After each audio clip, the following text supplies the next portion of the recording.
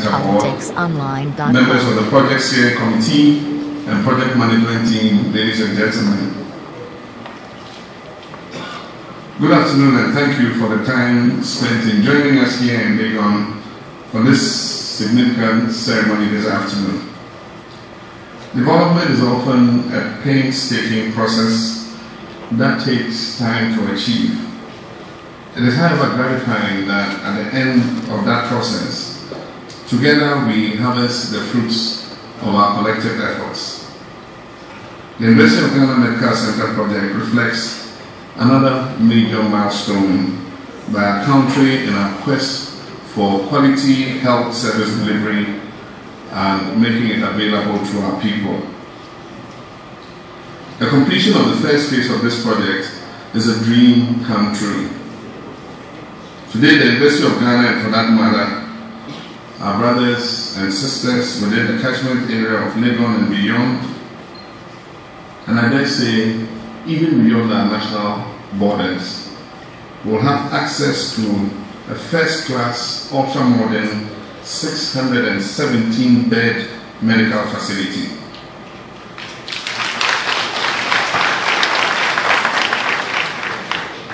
This facility, even before the second phase is added, is the first of its kind in West Africa, and the second only to a very few hospitals in South Africa. On this occasion, I wish to pay homage to my predecessor, our dear departed President John Evanson Mills, under whose administration this project was conceptualized and commenced. The University of Ghana Medical Center has been designed to deliver healthcare at the subspecialist or quaternary level. It therefore hopes to be a referral center from tertiary and regional hospitals within the country so that complicated medical conditions can be attended to in this facility.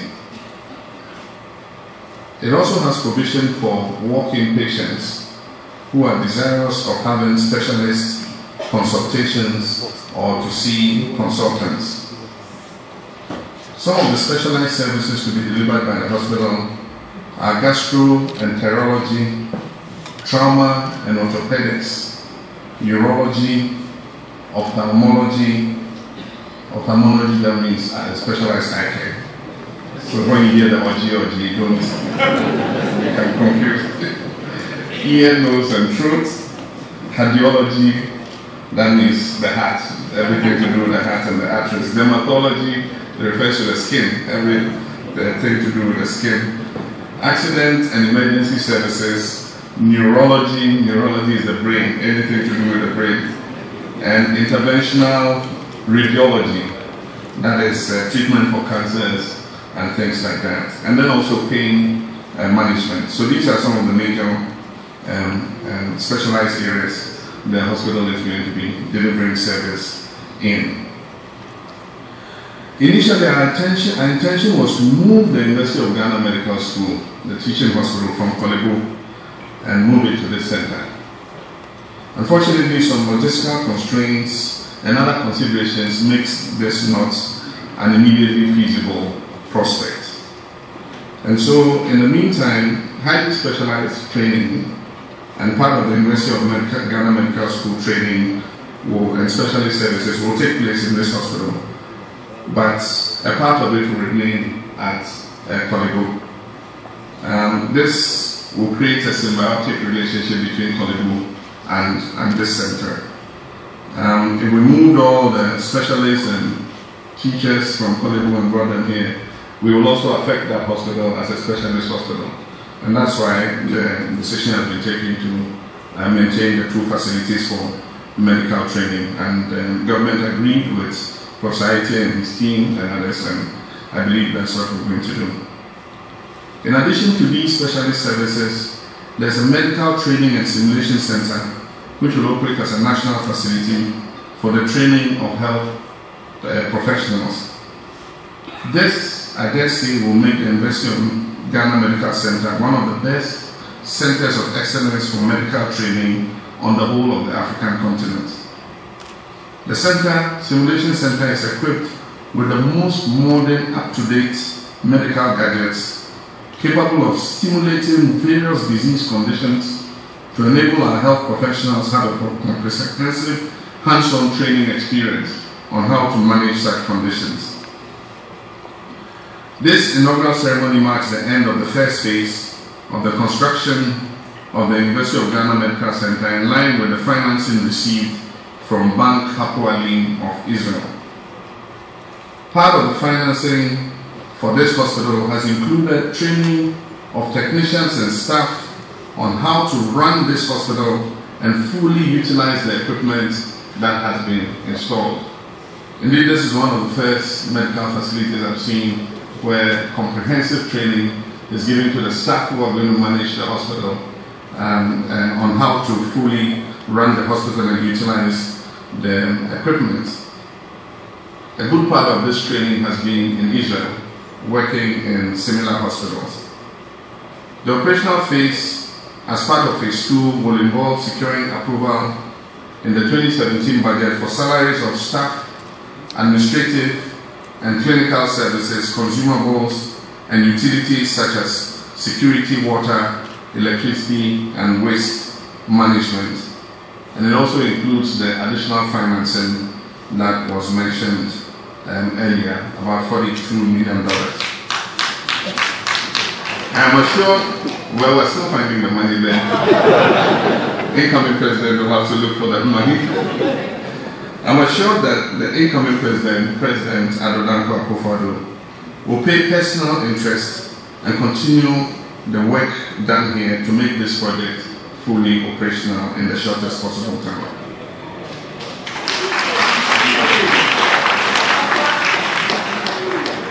Ladies and gentlemen, the second phase of this project is based, actually this whole project is based on an investment and business model with the intention of making the center self-financing within a 5-year period. We believe that by year 5, this hospital should be raising enough revenue to be able to subsist on its own as an independent, autonomous center. But it needs hand-holding in the first 5 years in order that it can stand on its own feet, and that is what government intends to do.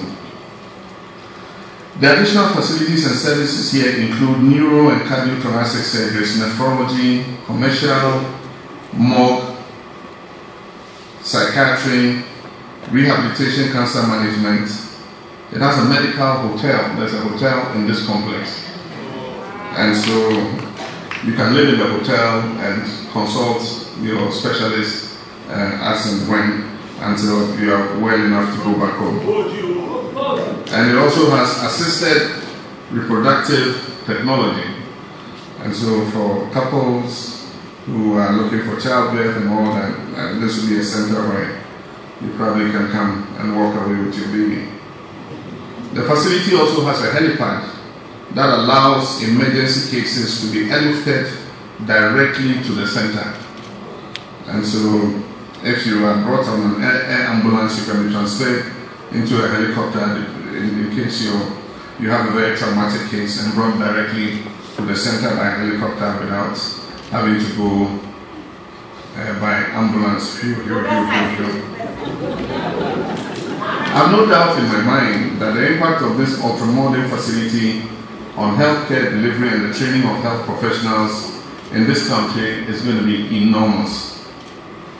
Our vision has been to localize specialist treatment in the areas that I mentioned earlier and make it unnecessary for Ghanaians to have to go abroad and pay huge sums of foreign currency for such treatment because they'll be able to get it here locally in Ghana. It is also our expectation that the center will become one for medical tourism, and so that persons with such treatment, instead of having to travel to Europe from other West African countries and other African countries, can instead come here to Ghana, to the University of Ghana Medical Center, and get the same kind of treatment they would have gotten if they had gone to the UK or South Africa or some other such destination.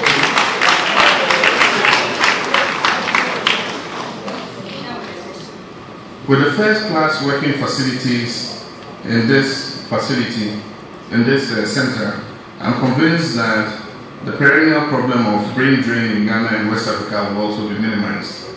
Many doctors will cherish working in a facility like this. Ladies and gentlemen, as you are aware, work has also been completed on the upgrade of the Ridge Hospital into a fully fledged regional hospital to serve the Greater Accra region. And it's my belief that these two hospitals working in sync will ease the pressure that has always been on the Kolebu Teaching Hospital. Ladies and gentlemen, let me conclude my address with an expression of appreciation to the new Vice Chancellor of the University of Ghana, Vice Chancellor Professor Ebenezer Odro Owusu, to the University Council for the support that they have given, and also especially to the immediate Vice Chancellor, Professor M.S. Aite, for the support that they have given to bring this project to this point of completion. I also want to thank the University of Ghana for providing the land for the construction of this hospital and for the personal interest that all these people I mentioned have played in facilitating the realization of this project. It's been mentioned already, and I hope I don't bore you by also heaping praise on my friend and brother Rodio Metal Nunu. He's been the moving spirit behind this project, and his I don't know whether to call him his evil twin or his other twin, Professor Lawson. These two people have been the moving spirits behind this project, and probably more than any of us, they deserve the credit and commendation for bringing us to this point. I also wish to thank the contractors, engineering and development consultants limited of Israel, whose representative just went on his first adventure in English language. There are a lot of interesting things he wanted to tell you, but I'm sure a lot of it was lost on you. I'm sure his speech should be made available on the GhanaPoliticsOnline.com.